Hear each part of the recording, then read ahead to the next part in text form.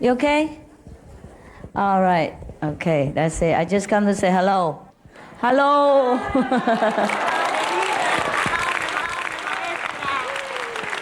No need. No need. Okay, now sit down, please.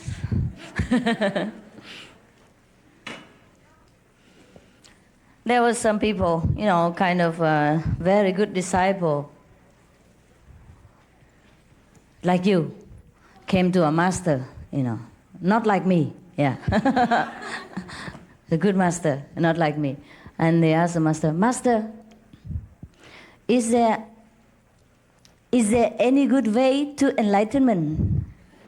Very best way. Can you show me the best way for enlightenment? So master said, yes, I can. But it would take some effort on your part. Are you willing to do some little sacrifice, so-called sacrifice? You have to be vegetarian, the 5 precepts, no drug, no alcohol, no cigaretto, no McDonald's hamburger, and no fish, no shrimp, no eggs, etc. Are you willing to forsake all that for enlightenment? And the good disciple, say to the very good master, why? Why do I have to do all that? All that in order to get enlightenment? I don't like that. So the master said, well, you ask for enlightenment, and I tell you the way. It's up to you. And the disciple, scratching his head for a while, and said, Master, is there any better way? Is some other way I can get enlightenment without vegetarian food? Could I eat meat, hamburger, all that, fish, and still, and then I can smoke and I take drugs whenever I want, just for experience. And can I, do all kind of things the way I want, because God say I have free will. God give me free will. Why should I not do this, not do that, and I cannot do anything? Is there any better way? No need vegetarian, no need, the 5 precepts, and no need, what else? A meditation even? Yes. Is there any better way, quicker way, more convenient way? Master say, I will tell you if I find such a thing later. If I find some, no effort, no meditation, no vegetarian diet, no precepts, then you can just get enlightenment for nothing. How about that? If I ever find such thing, I'll tell you. For now, we have to be satisfied with some humble effort, on your part, like the vegetarian diet and the 5 precepts and the meditation and some other effort like group meditation, and adhere to the teaching of the old masters like Jesus, Moses, Buddhas, Muhammad, whomever you choose in the past. The same teaching that we will have to exercise here, because other masters haven't found anything better. So I also cannot find anything better for you except all this that I'm telling you. You read any Bible, the Christian Bible, the Buddhist Bible, the Quran, the Sikh Bible, the Sikh Granth Sahib, say the same thing. Say the same thing. There's only one way to enlightenment. That's a correct way. There's only one way to live our life. That's a virtuous way. Right? There's only one way to be yourself. That's a noble way. That we cannot be animals and then become Buddha at the same time. Even though animals have Buddha nature, but they are sleeping. The Buddha nature is sleeping. So when we want to go to the higher level of ourselves, we have to do a little bit trimming. I told some people in India last month when I was there, or was it last week? Last month. and I was invited to India. It was a very funny coincidence. First, there was another spiritual group with Dada something that invited me, all right? And then when we got there, we saw Dada photo. Yeah, at the end, never mind. It's not that we discriminate or anything. Just that sometimes people give us some mixed salad sometimes. You don't know who invited you. Nevertheless. And I told some of the Indian people there, our disciples and the Indian people, that even though we are all God, stones also have got quality, nature, we all heard, yeah? Everything came from God, and nothing that is made into being, this is not from God. We all know that. But now, as a human being, we have the opportunity to climb to a higher level of God consciousness. That's all. The reason why we do not exercise our willpower, our free will, to do anything absolutely the way we want, is because doing that, we will stay here in a lower level of the scale, in the lower half of the scale. And the other half of the scale of God consciousness, we do not know. We are all here already. And that's why we do not continue to do that. Do anything you want, be a criminal, taking drug, alcohol, meat, whatever you like. That you can do because we have free will. But that is a lower scale of God consciousness. And we are here already. We know it already. We experience it already. We don't want it no more. We want something more elevated. And that's why we have to forsake the lower way of living. And that's all. Not that because you live in a lower way, you are not God. You are by all means. We are all God. Even animals are God, trees are also God made. And is a part of God. And we are also more part of God. But nevertheless, we sink into a lower level. So, in order to know the complete self, the total God, we have to know the other half. It's not that we do everything and then we become a total God. No. We already do everything there is that we shouldn't do up to now. And we know only the other lower half of nature of God. That's why we suffer. That's why we couldn't think straight. That's why we couldn't know what to do for the best. That's why our life is such a mess and a misery, and the world as it is. Suffering, war, and fear and lack of everything, even material comfort. Don't need to do more. If we want to know the whole being of ourselves, the whole God, the totality, the sum of God, sum and total of God, then we have to do the other half. We have to learn to know the other half, the higher half. And that's the reason why we should not commit all kind of, so-called lowly actions of physical existence. And we should forsake the eating of meat and the taking of intoxicant, that if we murder our head, and blur our vision, such as alcohol, drug, cigarette, or all kind of these intoxicants. You understand? Huh? Okay. Not that you cannot do what you want. Not that I'm strict or God is strict, say, oh, you have to be vegetarian or you go to hell. It's not like that. It's all our free will that we want to know the total God now, from today, that we got initiation, that we vow to be a more noble being. That's all our own free will. See? So sometimes we get mixed up with this. Very mixed up here. We thought, oh God, if I am God, right? If you are God, everybody is God, then we're free to do what we want, right? Because everything is God anyhow. So what's the problem? Why do we have to be vegetarian? Why do we have to keep the precept? Why do we have to do this, do that? More noble, what for? Everything is God anyhow. Everything is God, but we do not know everything yet. Right? We only know the lower level of physical existence, the physical manifestation of God, And that is why we have to know the other half in order to be totally God, to be one with God. It's not that everything is forbidden to you, but you do it on your own free will. Now you understand? Okay.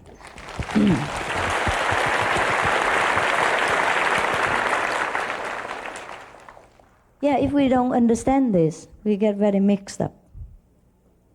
We will be very confused with so many teachings in the whole planet and more in the astral level and the upper level. There are also other teachings. If you go and encounter some of the devas and heavenly beings, they will teach you something else. So if we have to know the basic, why we want to be enlightened, why we have to be more noble, be more godlike, because the other half of God is higher consciousness, is more noble, is more wisdom, and is the other half of us that we're missing. We have to attain that other half in order to be whole, to be wholesome, to be total, to be what we truly are. And that's the purpose of enlightenment, of being more moderate in our way of life, being modest, being humble, being noble, and walk in the way of beauty and the way of glory and the way of truth. It's not that if we eat meat and we are not God, or God can do anything He wants. Yeah, God can. We are half God yet. We are God, but we only know our half. That's why we are half God. Until we totally know the other half, then we become one with God. Okay, the new one, do you have any question? You happy with your initiation? Huh? Yes? Có nhận người xuất gia không thầy?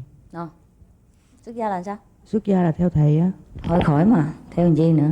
Xuất gia cũng vậy à? Hả? Xuất gia làm gì đâu? Thấy tôi giống ông thầy tu nào đâu mà rồi xuất gia đâu. Tại sao? Tại sao rồi xuất gia anh chi? Thì tu bây giờ tu là không phải xuất gia. Tu là tu, không phải xuất gia. Hả? Tu ở nhà tu cho nó sướng. Hả? Ở nhà tu tự do hơn. She want to become a nun.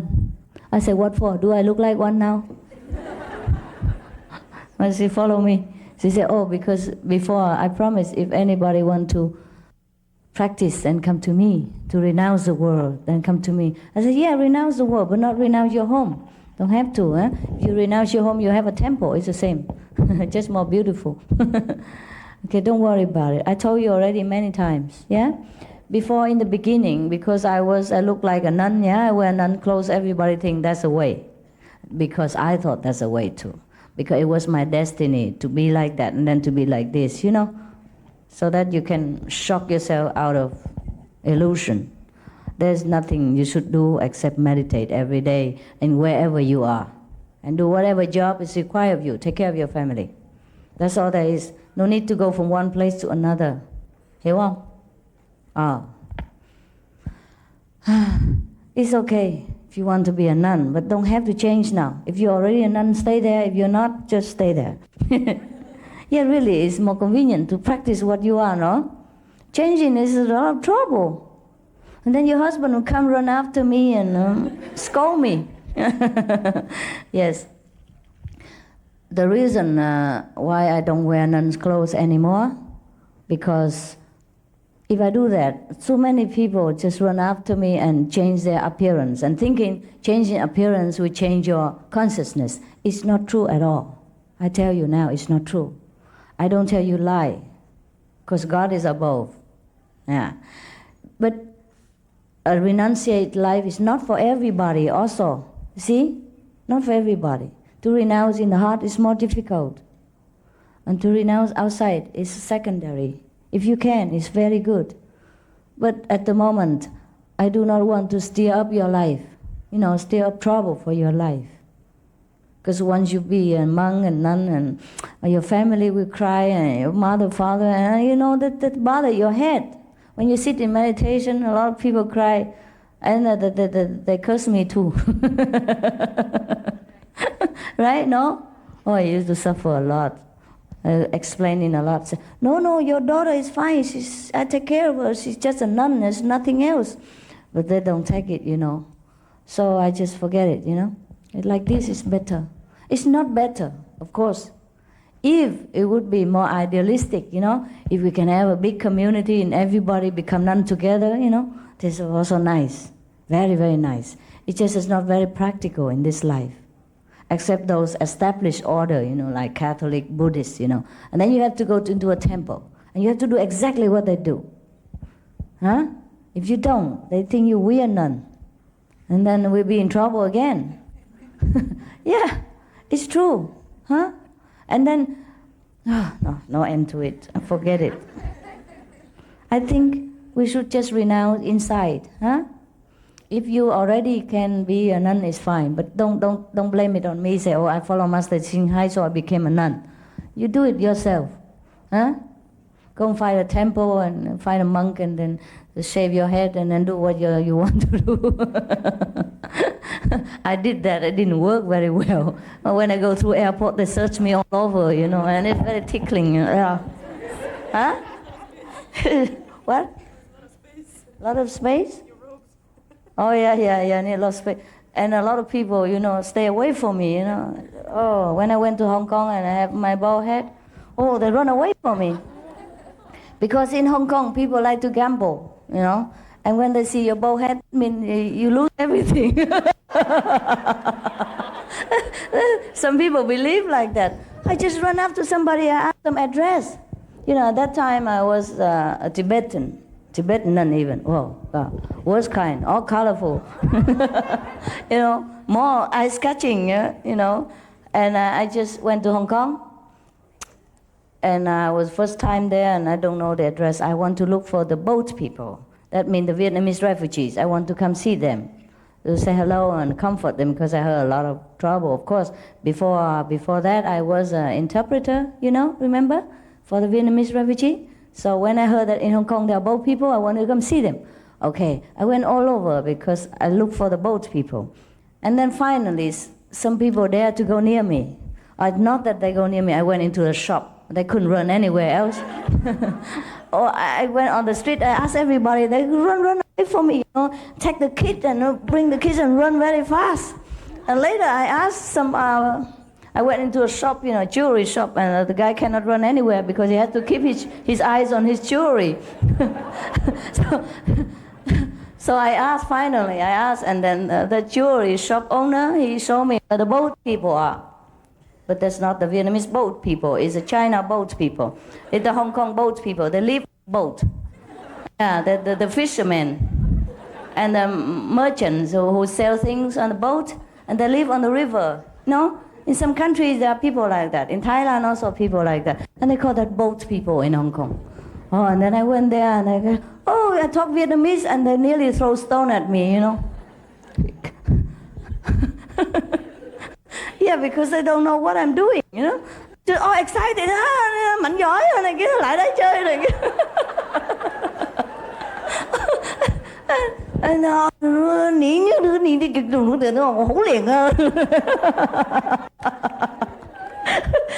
They speak Cantonese, and I had no idea what they spoke. Okay, so the jewelry, because he has to keep his eyes on the jewelry, he cannot run away. So I asked him, and then he showed me. But then I asked him, why other people run away from me? I'm a nun, I'm good, I bring good luck, no? So he said, not in Hong Kong. Hong Kong people like gambling. And if they see you have nothing on your hair, that means they lose everything. You see, a nun, whatever you have will be none left. So they're so scared. It's a true story. I could make a movies out of it. You don't believe what I have to encounter a lot of times. A lot of things are unbelievable. You would have thought you are a nun and the Chinese people believe in Buddhist, right? Buddhism. So they wouldn't show this kind of reaction, but they did. Very funny sometimes.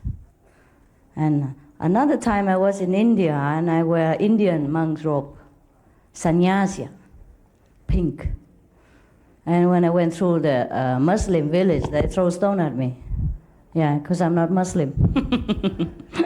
There's so many people with their preconceived ideas. You see what I mean? So even if you are nun, if you look different, you make trouble for yourself.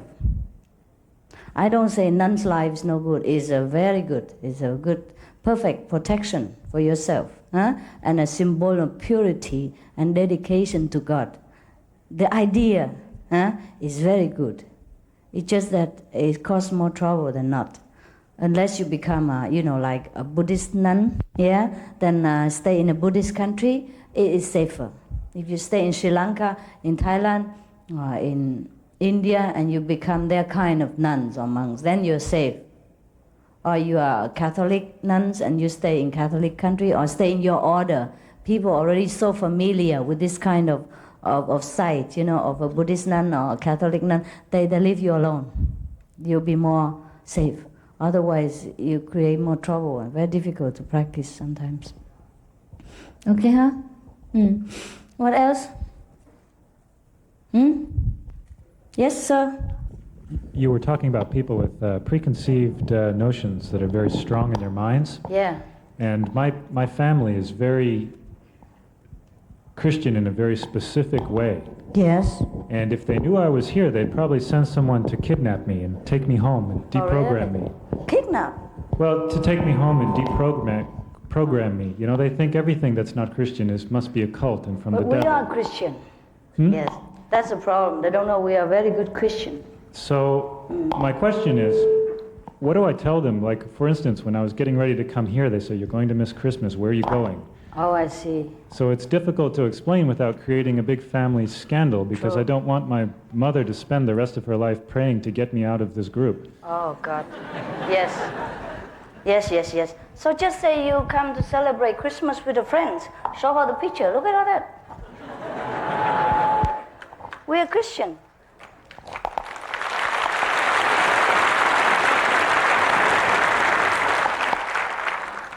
Good friends. Very Christian friends. Yes, actually we are. My teaching is very much like Jesus' teaching. In fact, you can read the whole Bible to her.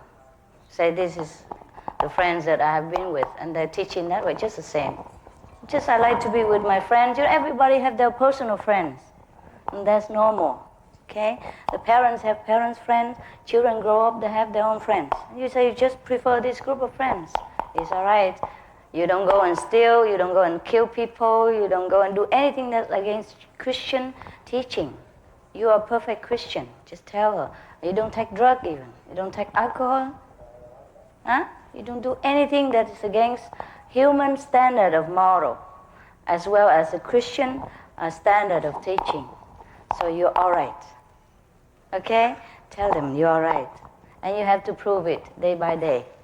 Yes, by being more filial, by being more courteous, more polite, more helpful, more tolerant. Yeah? Make a good example of a real Christian, then your parents won't worry so much. I do understand all this problem. I do understand. Luckily, I have good parents that just believe me without even my preaching one word. Somebody else already spread the message. Said, "Oh, your daughter now." And then they just came and get initiation. No, I didn't even say anything. I didn't even write letter to them, say, "I become what? Yeah, they spread the news home. Anyhow, not everyone is as lucky as me, as I am, I guess. And you have to try your way to just live a very normal life. Very, very normal. That's why I just discourage the sister not to become a nun. Suppose I let her become a nun. What shall she wear now? Half Christian here and half Buddhist there? And on top the turban for the Sikh?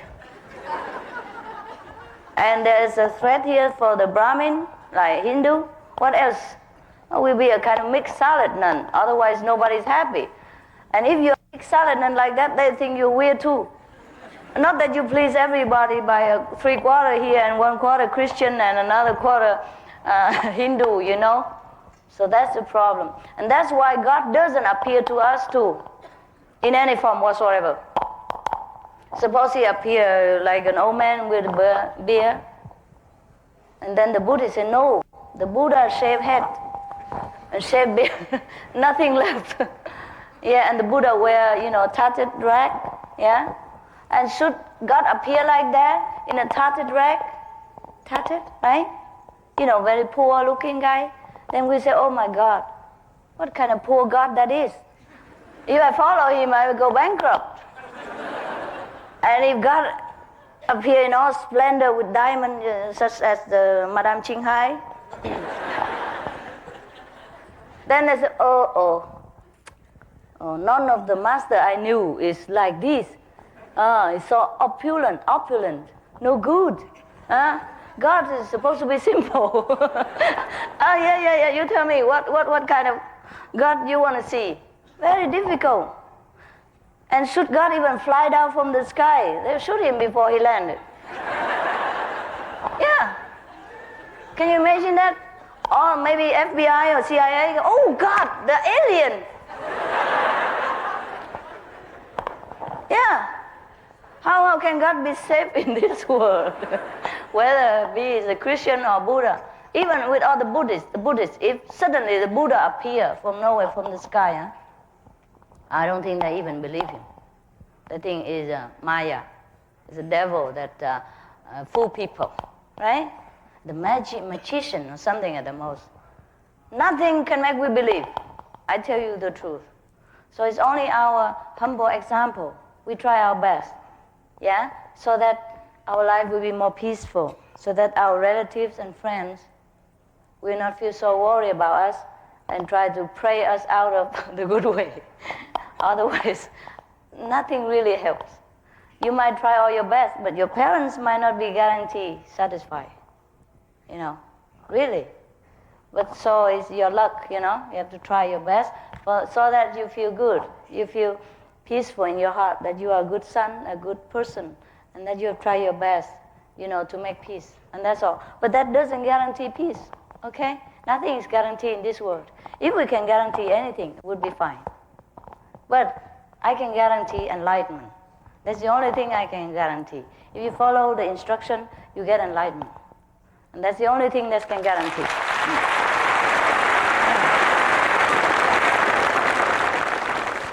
Some more question? Can you explain about in eggs? Egg? Yeah, in eggs. Okay. There is a tape in Australia last year. No, this year in May. Huh? Is it in May? Oh, I forgot the day. There's a tape in Chinese or something. Was it in Chinese? Talk about egg? When somebody eat egg, the blood, the body become very black. The ethereal blood. Yeah, the invisible energy of the blood in the body and the light become blackened. That's why most of the black magician, actually you can see it, one of our initiate, when she meditates, she saw that. Okay? So they dare not eat egg no more. Egg has the potency, yeah, to draw the negative energy. And if you eat it into your body, it draws into your body. Understand? Besides, the egg has some life in it. And sometimes it's infertile, but you never know. Okay? You never know if it's fertile or non-fertile. And eggs is it's not very good for our system. Some of the scientists has proved that if you eat egg a lot, you have liver problem. Also, it's a very concentrated protein. It's very difficult to digest for the body. Even though for a lot of people they eat it as a substitute for other things in vegetarian diet. But nowadays we have substitute eggs. So it should be no problem.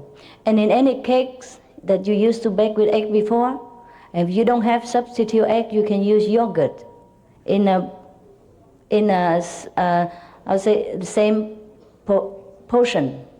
Use yogurt instead of egg, and the cake is just excellent, exactly the same, without the stinking taste of egg and smell. So you miss nothing. You miss nothing in this life without egg, okay? The black magician, they use egg to draw the possessing spirit out of a possessed person. Many of them use that. They throw egg on the person or they do something with the egg, okay?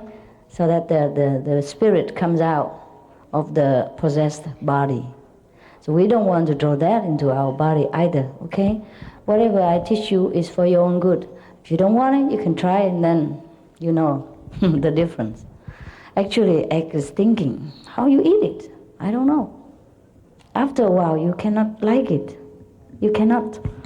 After your body is purified and you become a good spiritual practitioner, there's nothing you will like to eat in such a nature as eggs or fish or meat, you know. Even the smell of it just makes you feel want to vomit, throw up.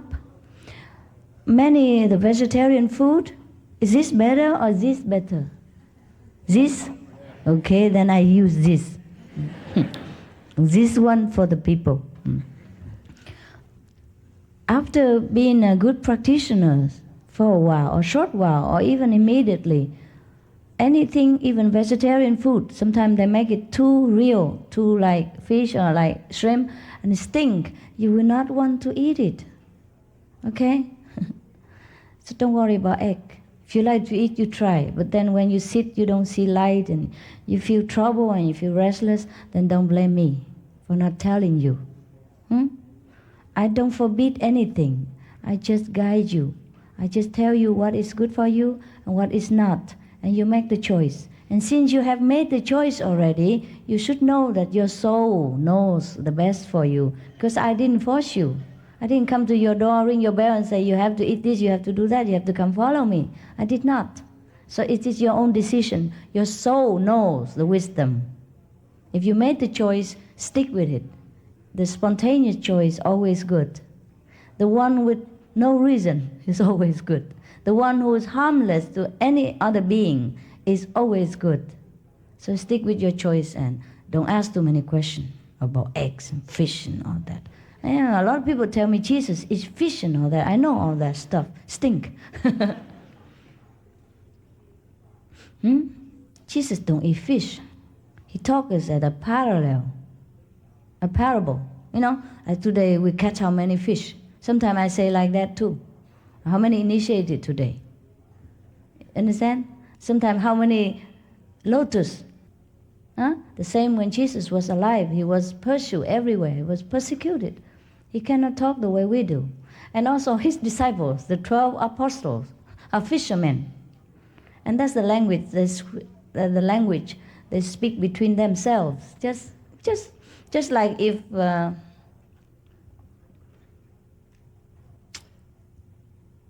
don't know. You know, just Jesus speak in the language so that his disciples are more familiar with it and understand it. Otherwise, why should he say, forsake your job, and don't continue to catch the fish. I will teach you how to catch men. Didn't he say that? Similar to that. Of course, I rephrase it a little different. I say, forget the fisher business. Come and I teach you how to catch men. Isn't that so? Okay, you see what I mean? Otherwise, I continue with your fishing. I like to eat them. And then meanwhile, you help me with initiation or things like that. He say, no, forsake your work. Forget it. Go with me.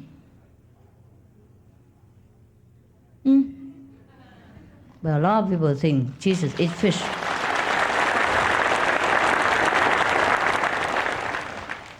The poor Son of God couldn't say anything anymore. He's gone. And we say anything we want about him. He say anything so clear in the Bible, you know. Don't be among the wine drinker and flesh eater. Flesh including fish. Not the flesh of the fish, also flesh. Okay? And he say something like, also in the first chapter or first pages of Old Testament, God made every food for all living beings. See? He didn't say he make animal for men to eat. He said for us to rule over them. And they will be our helper. Yeah? We can rule over them. But he say, I make all the fruit in the field, all the herbs that's beautiful to the look and to the eyes and good to the taste. That shall be your food. He didn't say animal included. Did he say that? No. He said he made food for animal too, and he made food for man. Food for man is a fruit on the trees that is pleasant to the eyes and good to the taste, and all the herbs in the field. These shall be your food. Okay? Anyhow, study the Bible is enough to be vegetarian. I'm surprised why the Christians are not. Really. All the things that God say in the Bible, forbid the killing, forbid the eat of meat. Who tell you to kill all the sheep and the he bullocks to make offering to me? Your hands are full of blood because of the killing of the innocent. You have to repent, or else I don't hear your prayers. I'll turn my head away. Isn't that clear enough?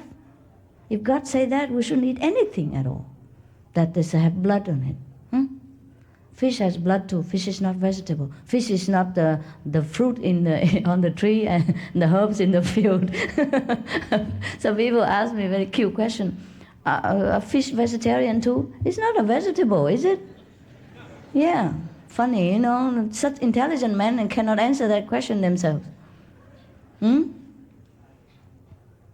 All the component of the fish, their life and the activity is nothing indicate a vegetable.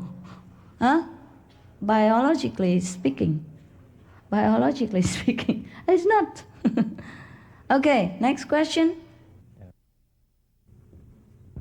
My most respectful Supreme Master, thank you for giving me a chance here for initiation. My whole body, all the cells are prepared for this initiation, and that's why I start eating nothing for one day, and I'm going to take this upavas for as long as this retreat lasts. Do you encourage me? You don't eat anything? Yeah. For all the retreat? Yeah, Did I tell you do that? No. Then why you do that? What for? I was told that by reading your books, you suggested maybe at least one day in a week, one should not try to not eat anything, right? Did I say that? Something like that. Did I? Maybe I did, but I forgot. Did I really?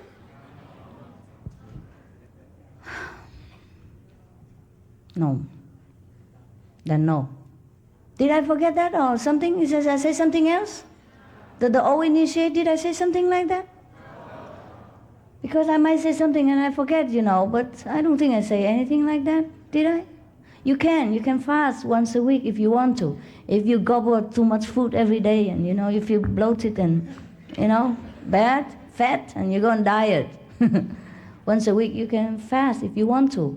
You can even fast the whole week if you want to. But it's not a necessity. After we eat vegetarian, our body is regulated, and we don't eat so much. It's a kind of fasting. And for the people, like, for example, maybe I say something in relating to Christian, habit of Friday. Friday don't eat meat. Yeah? Something like that, because they eat meat the whole week, so maybe Friday they want to stop it.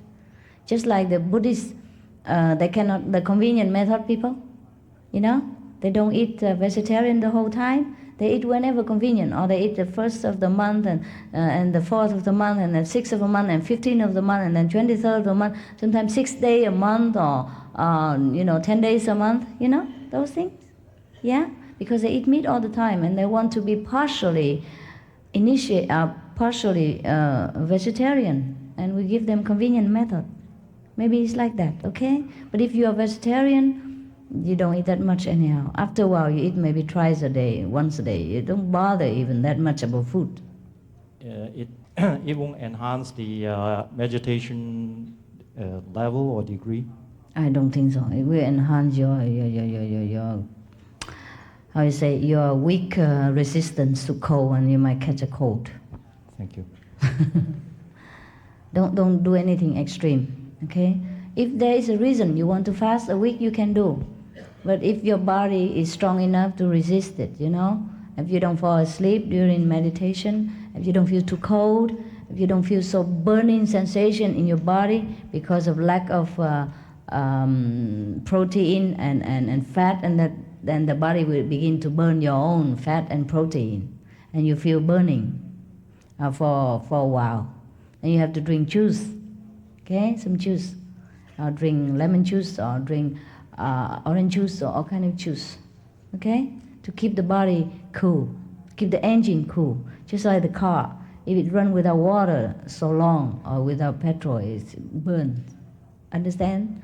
Our body is like an engine for the beginning, like that. But of course, some of the people, they practice very long. Some yogis, they can go on without food for a long time, or forever also.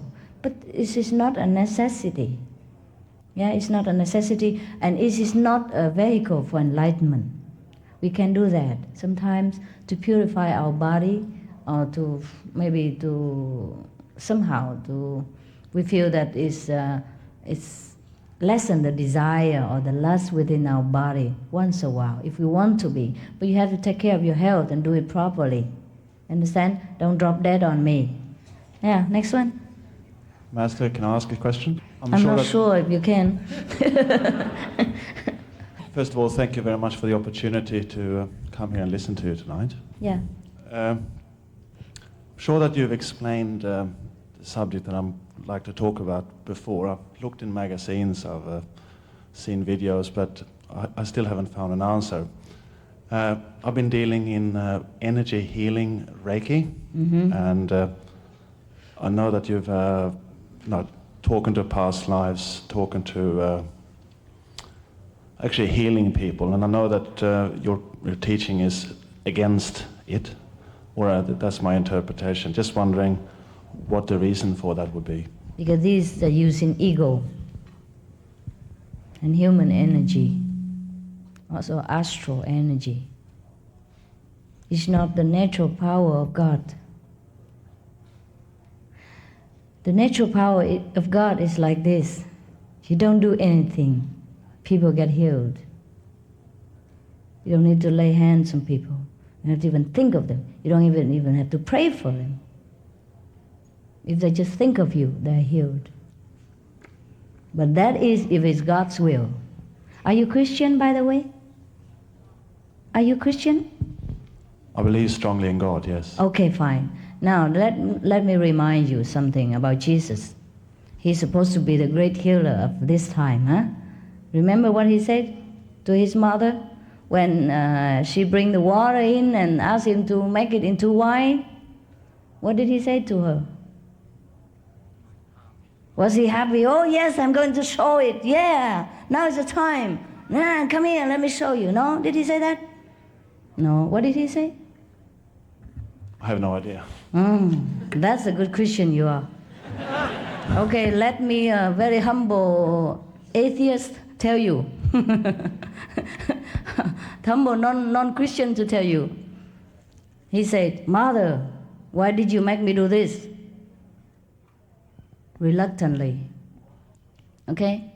Another time, when the son of one of his followers lay dead or something, and they asked him to go and lay hand on him, so to revive him again. He was also very reluctant to come in, to do that. Okay? That's the second time. The third time, somebody touched his garment, touched his robe, huh? And she was healed of a very serious disease. Remember? You remember that, huh? And then she thanks him profusely. Remember? That you remember? I do remember that. That's good Christian. And what did he say to her? He said that someone touched him, and the apostles mentioned that many people are pushing up against you and touching you. And Jesus responded that, no, somebody touched me in a particular manner and drew power and energy from me. No, but then the lady thanked him for healing her. And what did he say to the lady who is healed by touching his robe? What did he say to her? Your faith healed yourself. Yeah. He don't claim credit. He didn't say, I did that. Did you see that? He said, I did that. I healed the lady. It's my power. Never. Because real healer don't do that. Real master never claim credit. That's the third time he don't claim, right? The fourth time, I mean, maybe the order is topsy-turvy, but another time you say, it's not me, it's my Father. Who does it? So, who are you to heal people? And claim it. People will think it's you who heal them, and they cling on to you instead of cling on to God. And that's the problem. We helping people by all goodwill and good intention, but because we do it in the improper way, we hinder people coming to know God. You understand, brother? I'm not accusing you. You ask me, I have to tell you in the most direct way I can, risking your anger and wrath and maybe walk out on me even. You see what I mean? People will come and thank you and remember you. And you are the person there standing between them and God. God would have done it if that's the way, if that is His time to heal. So Jesus don't run around and heal people, you know. Whoever come walk His way, just healed. And then He say, oh, it's your faith, or it's my Father. Even if He can do that, He refrained from doing that, for fearing that people will claim Him for what He is not. They want people to remember God, not just remember a personified God, even as Himself, as the Son of God. Okay, brother, am I not clear in any way? Can I say something else in relation Please, to of that? course, of course. It's quite funny. Immediately after, I have a little building in Melbourne where I have both the office and I have a little Reiki gathering with people coming every week. Yes. After I had booked the ticket here, people stopped coming. Oh, yeah? Actually, nobody came at all. Did you tell them? And they terminated the lease of the building and kicked me out. Oh, gosh, Jesus, I'm sorry. I mean, whatever he does has nothing to do with me, okay? You blame the guy. Okay. Oh, God. Oh, don't kill me, huh? I didn't even know you booked a ticket. I didn't know you come here. Okay, first time I ever see you and talk to you in person. So I have nothing to do with it. All right, you know? Now you know. You know what he wants. Okay, and stop asking me nonsense. Another one. But, okay, you all right that you have another job to do? You okay, huh? And you're not angry with me because telling you all that? Well, the reason, the consequence that I suffered, that's the reason I had to ask why. The consequence is suffering? No, that I had been thrown out. I have other work to do as well. Oh, I but see. the termination of this little practice. So sudden and everybody suddenly. stopped coming at the same time. Yeah, I feel it's very strange. What are you doing to this guy? I don't blame anybody. It's fine by me. Who can you blame me? Who is doing this? Nobody did anything to you. It's just this guy. He's funny. He does what he wants. I told you. Okay, so now you know what to do.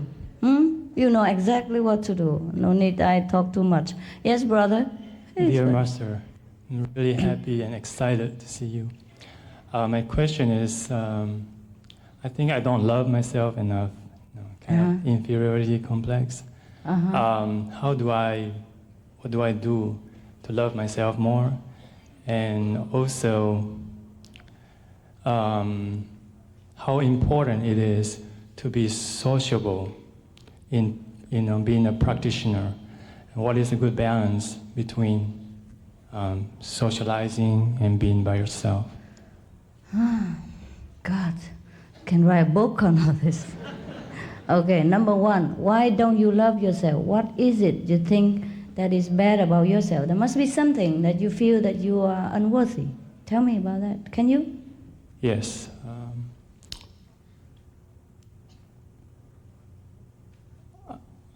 Just approximately, if you're shy, you know. Don't worry about it. We all have problems, really including myself. Pinpointed just a sense of unworthiness. I think maybe I picked up when I was a child. And I was very concerned about my appearance, for example. Okay. And people say I look good, but I feel I don't look good, and things like that. Oh, you're good looking. In the end, is he good looking? Yeah, you're good looking. But that's not important. It's not important. Yeah, I know it's not important, but somehow that inferiority complex Is it childhood? there. Is childhood? Pardon me? Is a bad childhood that affects you? Not really. You say you Not picked really. on as a child? No, but I was just kind of shy. You're shy? Yes. Oh, there's nothing wrong with that. I'm shy too. Look at me. I was very shy. I still very am. I'm just more used to with the public now. You don't know me before. I don't talk to people. Really. I'm antisocial. Now, when I was in so-called many ashram, you know, a lot of people come to see this master and that master all the time. I'm always keep to myself. I don't know what to talk about. And when I was married, I hardly can talk to my husband. You know? I mean, sometimes I see him talk to his friends and all that, and I say, oh, I wish I could talk half that much to him. I just don't know what to talk about.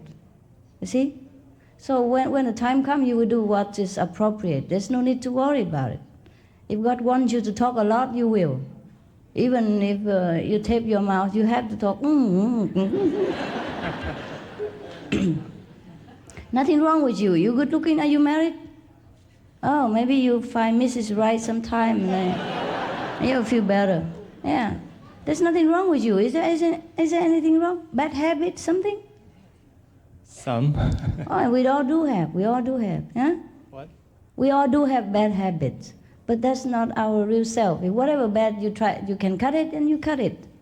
If you cannot, then just forgive yourself and concentrate on more positive side of your own quality. And don't think of the positive, negative all the time. You know, in the house, we have living room, we have a garden, we have a dining room, we have bedroom, all decorated beautifully. And we also have the toilet. But don't put your nose in the toilet all the time. It's not the way. Yeah?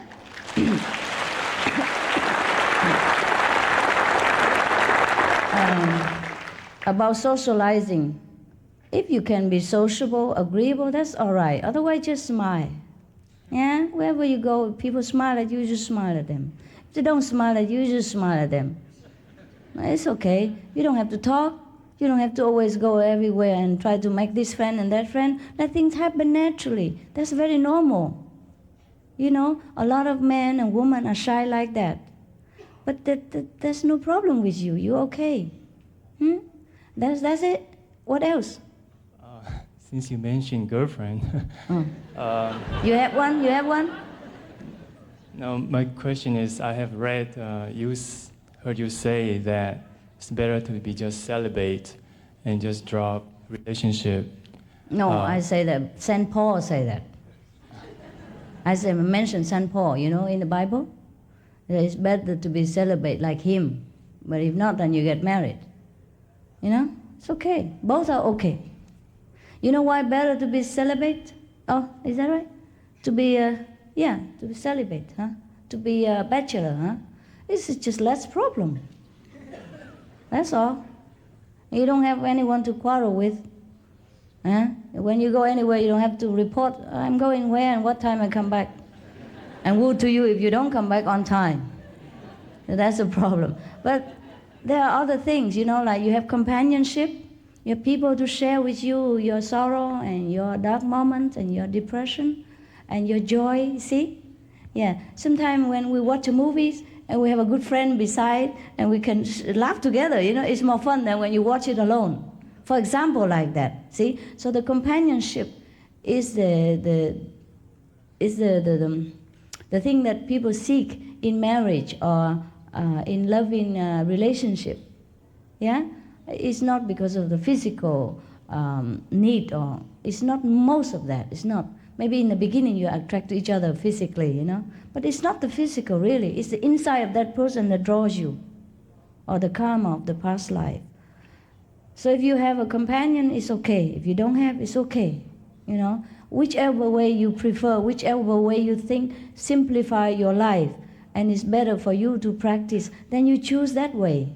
There's no preference in our path, okay? I'm not desperate for a companion. Yeah. It's just that I, can't help but look at women. Oh, why not? and Why not? They look at men too, don't they? Maybe I understood you wrong. I thought it's something to feel guilty about. Oh, that's why you feel guilty? You should feel guilty if you don't look at women. You are gay then. It's normal, okay, to look at women. So just don't stare at them and like you undressing people by eyes and having lustful thought, and that's not very good.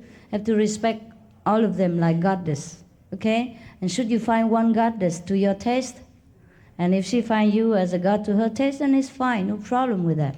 Okay, everything in moderation. If you don't find one, it's fine. Whatever God arranged is fine.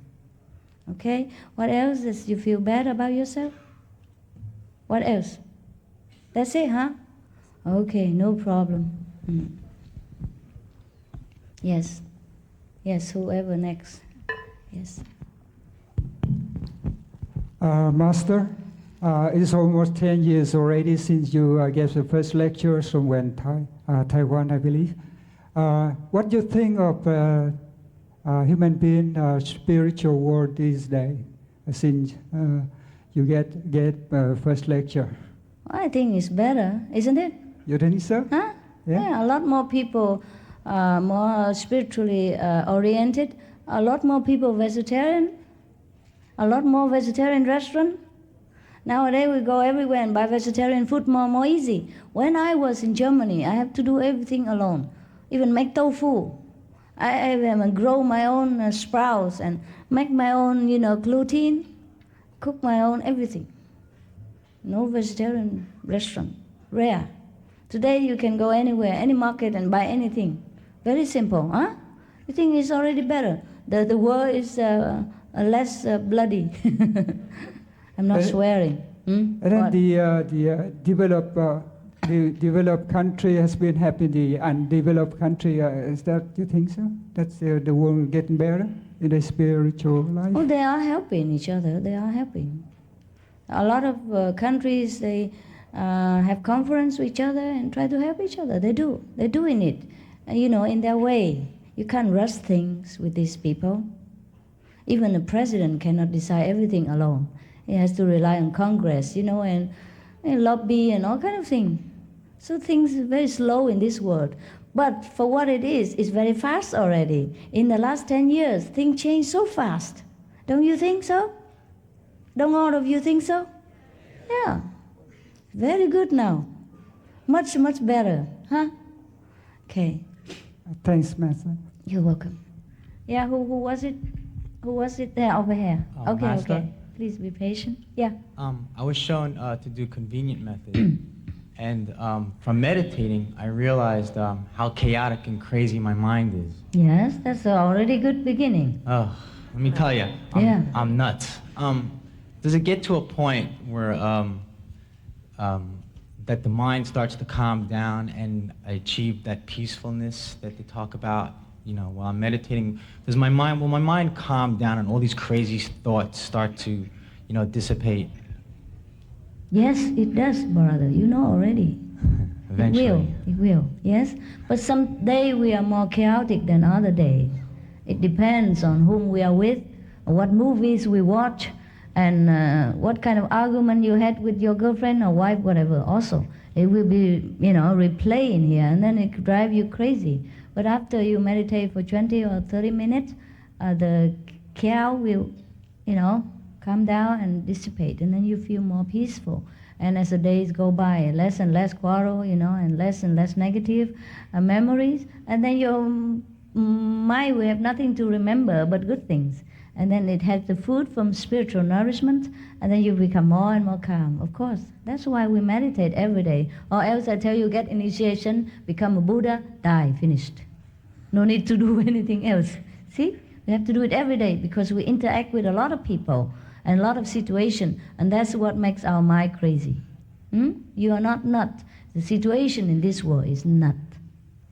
And make us feel like that. Okay? It's good to hear. I thought I was crazy. No. If you are crazy, I'll be before you. Yeah, terrible this world sometimes, huh? Everything make our mind, go berserk. Huh? Sometimes we watch just a movie, and go home and just keep thinking about it all the time. Yeah? Even scary movie make us have nightmare. It's okay, just forget it. It's all illusion. Yeah? The main point is we meditate. Yeah, and get a better memory every day. And then all the negative will go away. Hi, Master. It's wonderful to be with you here this evening. Thank you.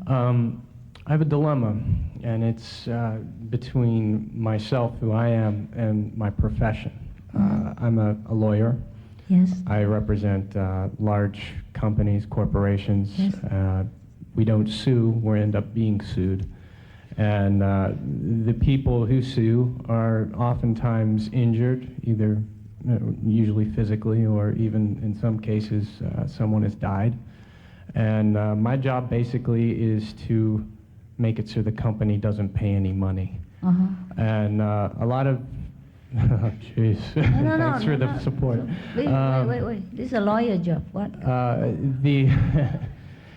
The dilemma that I have is that many times I look back on what is a success professionally for myself is troublesome, because I feel like in many occasions there are people that have deserved to have received some sort of payment and didn't because of my actions. Talent, yeah.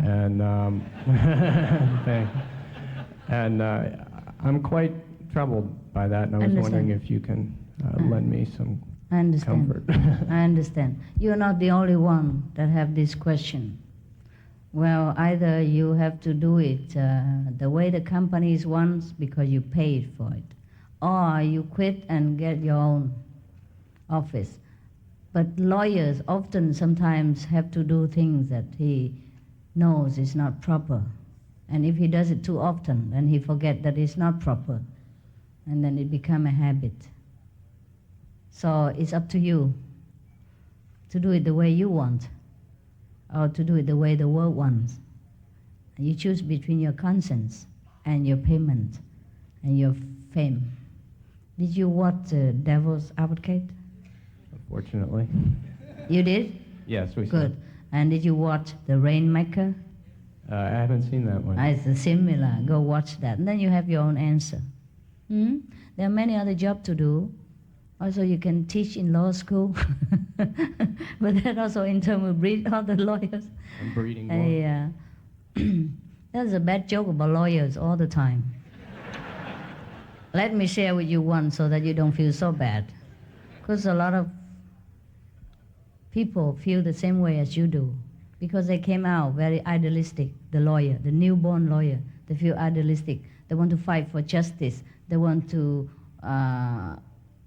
defend for the weak and the needy. But then situations force them into doing the opposite ways. And many times they come home, don't feel very good. Yeah, they don't feel the money they earn is all clean and pure. Okay, let's talk about a joke and, don't be so serious. I don't know if there are other choice for lawyer or not. Maybe you can open your own corporation. But so many competition, There's a joke about lawyers. There are the fight between heaven and hell. The hell beings are very good as, invading the frontier of heaven. Every time they just put the borderline, upward, and then they invade the heaven more and more, and the hell expand and the heaven becomes smaller all the time. And so all the angels, they gather together and want to fight back. And so in order to do that, they have to go to the court. And in order to go to the court, they need a lawyer. So eventually, they say, just forget it. We cannot do anything about it. And the hell being keep telling them, you good? You come down. Come down, we go to court. And see, we are right. And the heaven say, okay, we give up before you even say anything. And the hell being say, why? You know you're wrong, right? The heaven being, the angels say, no, we know we are right, but we don't have any lawyer here to compete with you. They're all in your side.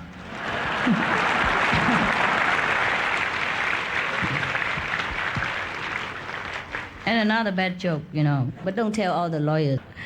I read it in, read the digest or whatever. Your American literature. It's not my fault. I didn't invent all this. One time, the priest, the Christian priest, father, went to heaven. And then St. Peter came out and greet him and give him a motorcycle to run around and a small house, a mobile home to live in.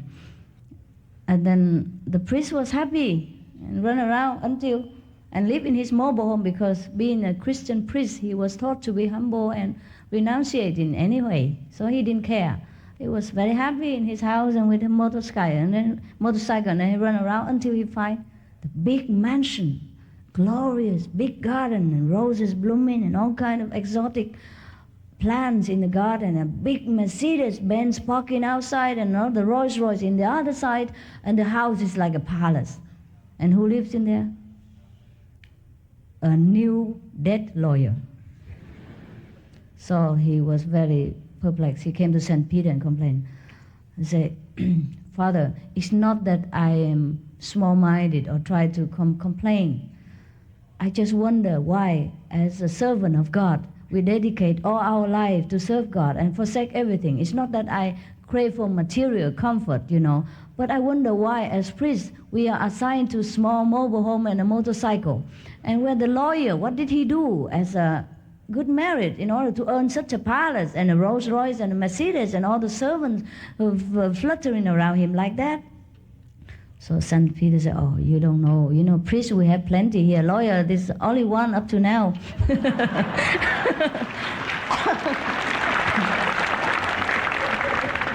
That's enough for you, huh? Okay. Very difficult to be successful in this world and to keep our standard at the same time. So it's up to you to choose your way of life. I cannot tell you.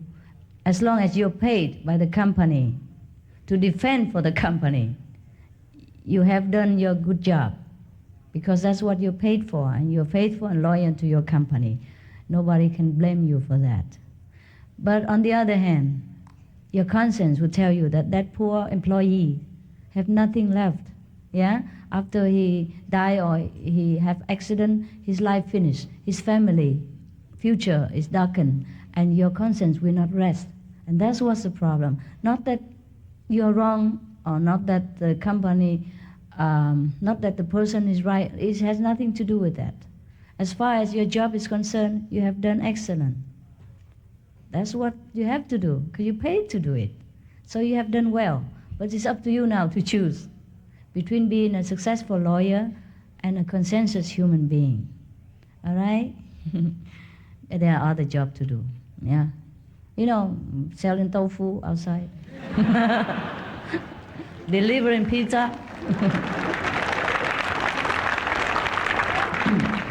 The problem with us is that once we climb the ladder of success, it's very difficult to stop there or climb down. But very easy. Very easy once you renounce inside your heart, knowing that clean conscience and the peace of mind worth every piece of gold in this world. Then you decide.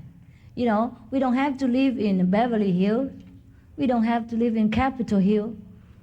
We can live in a mobile home, which is very cheap. And the second-hand mobile home costs about $20,000 or $15,000 or sometimes $10,000 or $5,000. And you don't have much to clean. You don't need to servant once a month or once a week. That's what I do. Yeah? I'm living in a mobile home right now. If you laugh at me, you can. I can afford more than that. But at the moment, it's not necessary yet. Understand? I could have a bigger house. Then I have to depend on a lot of people for cleaning and filling the house up and mowing the lawn and all that. A lot of unnecessary expenses. It is a privilege and a prestige to live in a big house, to have a name car and all that car, if you can afford it. If you cannot, a second-hand car will do. A mobile home will be fine. You feel very happy when you don't have debt to pay, when you don't have anyone that blame you, and yourself don't blame yourself for any wrongdoing. That is the best mention that you can ever have for yourself, the peace of mind and the clear conscience. I tell you, that's why many masters tell you to forsake the world in order you can gain heaven. Whoever cling to life will lose it. Whoever forsake life will find eternal life. That's the meaning of it. We are too bound with material comfort and must and do and don't. And we forget to liberate ourselves from all this. We don't need all that. You don't need to go to Beverly Hills for a party. Yeah? You can forsake them all. You can leave all the friends that is posh and rich and make us feel competitive and make us feel we have to forever claiming to be like them. You don't have to. After a while, you're tired of party. You're tired of big friends and names and all that. You just like to stay home and be in your own room, small room even fine. You meditate. And you feel so good inside. You don't need any material show off than any job we do. Because we don't depend on job. We don't depend on fame and prestige to live our life. We depend on God. We depend on the inner tranquility and the clear conscience. That's why Jesus said, blessed are the pure in the spirit, for they shall know God. You have to become like a child in order to enter the kingdom. That's what it is. We cannot become a child if we always forever having to strive to be like next door.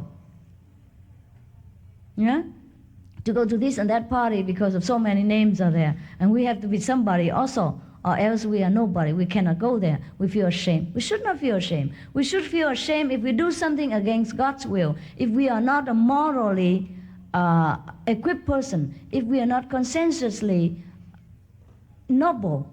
You understand? Then we should feel ashamed. We never should feel ashamed if we lack material means, if we live in a humble house, or if we have a second-hand car. Should never feel ashamed. So that's what binds a lot of people. That's what makes them stick to position and work that against their own conscience, against their will. And they suffer so much internally. That's all the goal in the world cannot make up for it. And then they feel sick. They will feel, later, they will feel, all the sickness will boil up into cancer and all that kind of thing. It's not worth it. I'm just telling everybody, not to you, dear brother. Please don't be offended, not to you alone, but because your good question had brought me into this opportunity. By the way, I just remember I'm telling people what binds them and what can liberate them. It's okay, huh? I didn't offend anyone.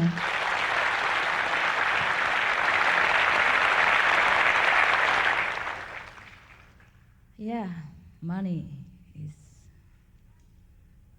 a poison. This is poison a lot of people and damage a lot of good person. And fame and all that illusionary prestige. There are a lot of lawyers in here, so don't worry about it. They know what you are talking about. Good that you brought it up. Is that okay now, brother? Anything else? Yes, okay. Hi, Master. I'm a portfolio manager, and at my job. You are a what? A portfolio manager. Basically, I work at a company where we manage billions of dollars.